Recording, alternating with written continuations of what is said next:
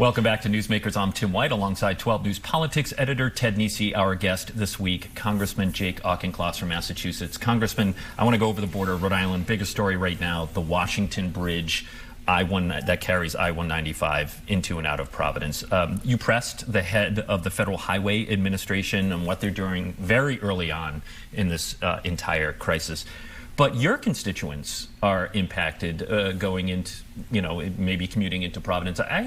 We hear it all the time, in the newsroom. Our phones nonstop, emails, social media. Are you hearing from your constituents about this problem? Yes. And it's not just the commute, which has become longer and maybe even worse, unpredictable, which is really hard for folks. Yes. Childcare, sure. Job, etc. It's also the constituents of mine who are small business owners in the greater Providence area, because the small businesses surrounding this bridge have taken a real hit. They do have access to the... I just want to remind people, because they might not know the maps. You've got like Attleboro, you've got Seekonk, you've got out to Fall River, so it's like it's all kind of around the bridge area. You are your constituents. The part of Massachusetts outside of 495, a lot of times those folks are commuting towards Providence. And the small business owners, as I was saying, are taking a hit in their revenues, and there are some low-cost loans available through the federal government to help mitigate that, but it's not sufficient. They need that bridge open. As you said, I've been pressing the Federal Highway Administration on this, and just yesterday spoke to Secretary Buttigieg again on the matter. What did he say? DOT is surging technical support for the Rhode Island Department of Transportation, and when this report comes out, February, March, about whether this bridge needs to be replaced or needs to be fixed, I think that's going to make more clear next steps. I'll obviously be looking towards the Rhode Island delegation and the Rhode Island governor on how they want to approach the federal government, but it may be that similar to the Minnesota Bridge Challenge in 2007, where an act of Congress allowed for federal funding to be unlocked for a non-natural disaster situation, that might be the appropriate step. But that's actually the first I've heard about that. I could have missed it being talked about by local delegates. Can you just expand a little bit? Because I know we have a lot of interest in this topic, what that would mean. Yeah, so at the highest level, basically, the emergency declaration, really under the Stafford Act, is not applicable to this situation because it was not a natural disaster. It was Which not Governor McKee's been saying, it's not an act of God sort of thing. What happened with the Minnesota Bridge in 2007 was that by an act of Congress, basically, Congress said, well, we're deciding that we're going to surge federal funding for this situation because it's so grievous. And that bridge collapsed. We should remind people it was a yes. structural deficiency and just went to the ground. Exactly. Even a worse situation than what happened yes, here. For sure. Yes. And once this report is out, that may be something to consider. Again, I'm going to want to look to the Rhode Island delegation and the Rhode Island governor about how they want to approach it. But it would take an act of Congress probably to unlock the full federal funding for an emergency umbrella funding. But there are basically unusual options that could be on the table, at least for discussion, depending on what comes out with this report. And I don't have to tell you two that passing a bill in Congress right now is probably not. Well, to be honest, that was my next question. I mean, especially in the House, you're all in the minority. Yes. Massachusetts historically not a big Republican state in recent decades. Rhode Island not much either. So, do you think there'd be any path to convince Republican leadership to put a bill like that on the floor? I think that's something that we'd have to look at. We'd have to look at the chessboard. One story. Look, we don't at Channel 12. We don't cover a lot of stories out of Newton, but the teacher strike in Newton is something that made headlines down here as well. My reading of your comments on that, you declined to take sides in the teacher strike. You urged both sides to, get back to the table so kids could get back to school. Everybody wanted that, of course. In contrast, your colleague, Congresswoman Ayanna Pressley, was firmly on the side of the union, urging pay increases, all that. Look, I'm sure it's an uncomfortable situation for you, but do you think you risked angering everyone by trying to straddle the fence on this issue?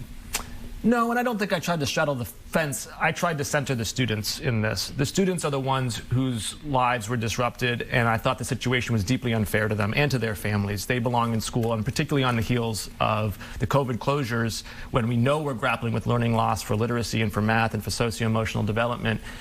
These students need the consistency of school. 1 out of every 5 students in Newton Public Schools are special needs students, and they especially need that predictability and the teacher support that they get. I wanted those kids in school. I also want the teachers, and I was a K-12 public schools graduate from Newton schools, and the Newton Public Schools teachers are the best teachers I've ever had in my life. I want them to be paid well and to feel valued by a city that prides itself on its schools. What was not acceptable was a situation where for 11 days kids were not in the classroom, and that needed to end.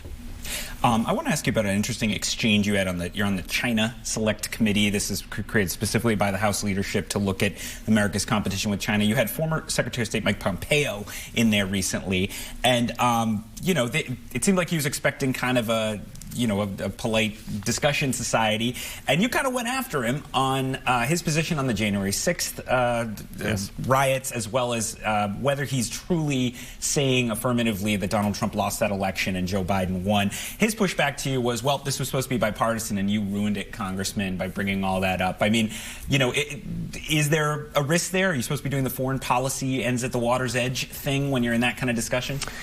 It should be bipartisan that 2020 was a free and fair election. The fact that it's not is no reflection on my questioning. It's a reflection on where the Republican Party has headed in the last 4 years. The fact that the China Select Committee invited a notorious election denier to come lecture that committee on the imperative to protect democracy was shameful. And you're right, Ted, I on that committee have been very bipartisan and focused on solutions. But on behalf of my constituents, I am not going to sit there and let Mike Pompeo get a podium to tell America what we should be doing on behalf of democracy worldwide when that man can't even under oath say that 2020 was free and fair. Shame on him.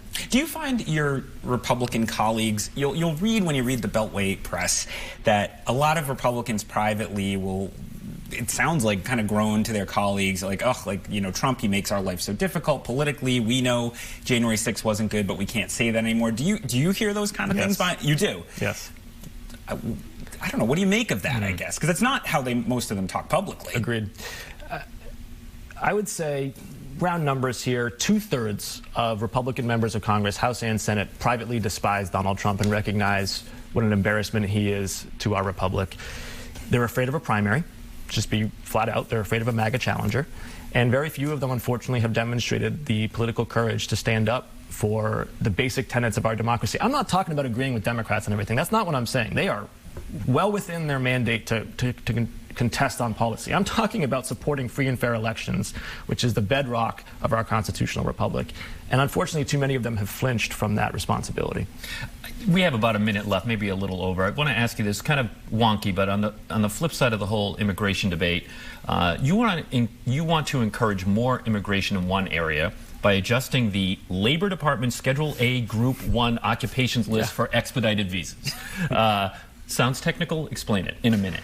As we saw with the border security crisis, Congress does not look able to legislate on immigration, and yet New England benefits from high-skilled immigration, and this is a program that allows the Labor Department to say, here are a certain number of specialties that are in high demand where we don't have enough workers, and we're going to create basically streamlined visa processes to get them here faster. And that's particularly salient for the bioeconomy here in Massachusetts. Next week, the China Select Committee is coming to Boston. We're bringing them there to show the jobs and the cures that come from biotechnology, and we need more of this talent to come to Massachusetts to make the biotechnology sector work. These are field hearings for the China Select Committee, right? Kind of rare. They're field hearings that's really meant to put Massachusetts in the spotlight as driving biotechnology, which is going to be a major, major source of competition between China and the United States for the years to come. And people tend to think of the biotech economy as R&D in Boston and Cambridge. It is that, but it's also manufacturing in places like Fall River and Norton and Plainville in my district, where we're creating good jobs outside of the core city. Congressman Jake Auchincloss from Massachusetts, thanks so much for joining us on the program. It's always a pleasure. All right, stay with us. You're watching Newsmakers.